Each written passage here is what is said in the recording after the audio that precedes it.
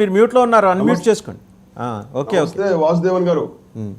సరే, సబ్జెక్ట్ ఏంటంటే షర్మిల గారు గిఫ్ట్ పంపించారు లోకేష్కి, నారా లోకేష్ గారికి క్రిస్మస్ గిఫ్ట్ పంపించారు. వాళ్ళ సొంత అన్నకు పుట్టినరోజు శుభాకాంక్షలు చెప్పలేదు. దీని వెనకాల ఏమన్నా పొలిటికల్గా చూడటానికి, పొలిటికల్ ఐ నుంచి చూడటానికి ఏమన్నా అవకాశం ఉందా ఈ డెవలప్మెంట్ అని? మీకు ప్యానల్లో ఉన్న పెద్దలకు 99 ప్రేక్షకులకు నమస్కారం. ఇవాళ ఇద్దరు కూడా పొలిటికల్ సెగ్మెంట్లో ఉన్న వాళ్ళే, అంటే రాజకీయ నేపథ్యం కలిగినటువంటి వ్యక్తులే.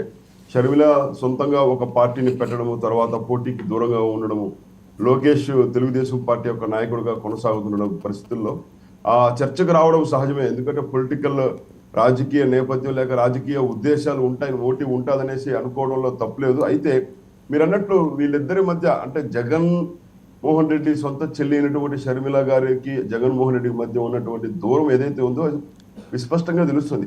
షర్మిలను కేవలం చెల్లిగా కాకుండా జగన్మోహన్ రెడ్డి అధికారంలోకి రావడానికి ఆమె తన వంతు సాయం చేస్తూ రోడ్డు మీదకి రావడం, పాదయాత్రలు చేయడం, తర్వాత ఆమె కూడా ఒక 2-3 ఇంటర్వ్యూస్లో బాధపడుతూ మాట్లాడడం ఏదైతే ఉందో, ఇవన్నీ కూడా జగన్మోహన్ రెడ్డికి దగ్గరగా ఉన్నటువంటి అందరూ కూడా ఒక్కొక్కరు, కన్న తల్లి దగ్గర నుంచి తోబుట్టినటువంటి చెల్లి కావచ్చు, ఇంకా తాను గెలిపిస్తే గెలిచినటువంటి ఎమ్మెల్యేలు చెప్పుకున్నటువంటి ఎమ్మెల్యేలు కావచ్చు, నేతలు కావచ్చు, ఒక్కొక్కరు ఆయన నుంచి దూరంగా జరుగుతున్నటువంటి పరిస్థితి కనిపిస్తుంది. క్రమేపీ ఈ 2024 ఎన్నికలు సమీపిస్తున్న కొద్దీ ఇంకెంతమంది, అంటే దగ్గరగా ఉన్నటువంటి ఇంకెంతమంది దూరం అవుతారో, ఎంతమందికి టికెట్లు ఇవ్వకపోతే వాళ్ళు తిరుగుబాటు బావుట ఎగరవేయడమో లేక ఇతర పార్టీల వైపు. ఆల్రెడీ తూర్పుగోదావరి జిల్లా నుంచి 3 ఎమ్మెల్యేలు రాజీనామా చేశారు. ఒకళ్ళేమో జనసేన వైపు, 2 టీడీపీ వైపు చూస్తున్నట్టుగా సమాచారం. దొరబాబు, జ్యోతుల చంటిబాబు, ఇంకొక ఎవరో సో మొదలైంది అది.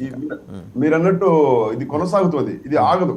2024 చివరి దాకా నామినేషన్ల పరువు, బీఫామ్స్ ఇచ్చేదాకా కూడా ఇది కొనసాగుతూ ఉంటుంది. అధికార పార్టీకి ఇది శరాఘాతంగానే ఉంటుంది. ఎందుకంటే ఇంత తక్కువ సమయంలో మొదటిసారి ముఖ్యమంత్రిగా ఈ సొంతంగా పార్టీ పెట్టి ప్రజల్లోకి వెళ్ళి అనేక రకాలైన హామీలు ఇచ్చినటువంటి జగన్మోహన్ రెడ్డి గారు తక్కువ సమయంలో అనేక విషయాల్లో ఇచ్చినటువంటి హామీలు అమలు పరచడంలో, ముఖ్యంగా నవరత్నాల పేరులో చూస్తే ఏ రత్నాన్ని, ఏ హామీని కూడా పూర్తి స్థాయిలో అమలు చేయలేదు.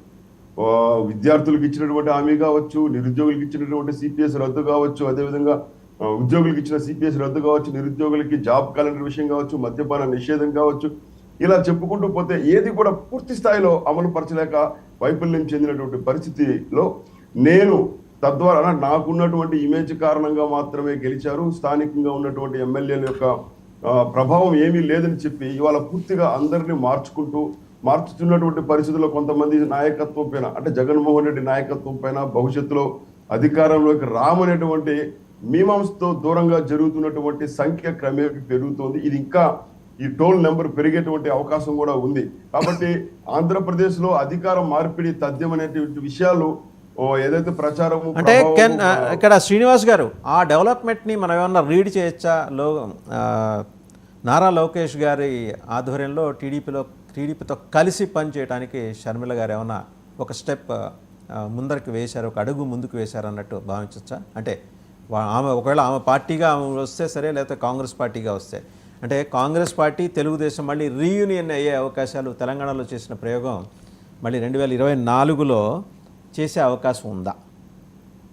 ఆమె ఎప్పటికప్పుడు ఒక స్టాండర్డ్ ప్రొసీజర్తో ముందుకు పోవట్లేదు. ఎప్పటికప్పుడు ఆమె నిర్ణయాలు అకస్మాత్తుగా మార్చుకుంటూ ముందుకు వెళ్తుంది. ఎందుకంటే పార్టీ పెట్టడము, తర్వాత పోటీ చేస్తానని చెప్పడము, తర్వాత కాంగ్రెస్ అని చెప్పడం, తీరా పోటీ చేయకపోవడం, ఇలా డైనమిక్ డెసిషన్స్ తో అందరినీ కూడా కన్ఫ్యూజ్ చేస్తుంది. కాబట్టి ఆమె ఎలాంటి నిర్ణయం తీసుకుంటుందో తెలియదు, కానీ ఆమె యొక్క ప్రభావం ఏం చేసినా కూడా జగన్మోహన్ రెడ్డికి నష్టమే తప్ప, జగన్మోహన్ రెడ్డి గారి కోసం మరొకసారి ఆమె కలిసి మాట్లాడినా, దూరంగా ఉన్నా కూడా ఇక్కడ ఉన్నటువంటి ప్రభుత్వానికి నష్టమే తప్ప కొత్తగా ఒరిగేది లేదు, ప్రయోజనం ఉనగోరేటటువంటి పరిస్థితి ఏమి కనిపించడం లేదు. ఎందుకంటే ఆమె నిర్ణయాలు అలా ఉంటుంది.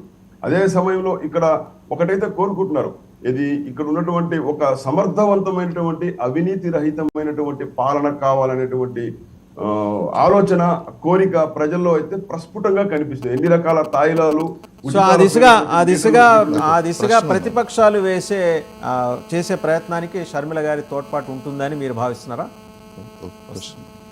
కొంతమేర ఉండొచ్చు. ఎందుకంటే ఇప్పుడు జగన్మోహన్ రెడ్డి యొక్క ఇమేజ్ డ్యామేజ్ కావడానికి జరుగుతున్నటువంటి పరిణామాల్లో ఇది అదనంగా అగ్నికి ఆజ్యం తోడవుతున్నట్టు షర్మిల సొంత చెల్లెలు కాబట్టి ఆమె దూరంగా జరిగే ప్రతి సందర్భం కూడా ఆయన ఇమేజ్ ను, అంటే సొంత చెల్లె దూరం జరుగుతుంది కదా, మనకు న్యాయం జరుగుతుందో లేదో అనేది ఇంతవరకు న్యాయం జరిగిన నేతలు ఎవరైనా ఉంటే ఖచ్చితంగా ఆయనకు నష్టం జరిగేటువంటి అవకాశం ఉందని భావిస్తున్నాను. ఇదే క్రమంలో ప్రజలైతే మాత్రం ఈ మార్పులు చేర్పులు ఇవన్నీ గమనిస్తున్నటువంటి పరిస్థితుల్లో ఆంధ్రప్రదేశ్ లో బాలా గారు మాట్లాడతారు ఒకసారి ఒక శ్రీనివాస్ గారు.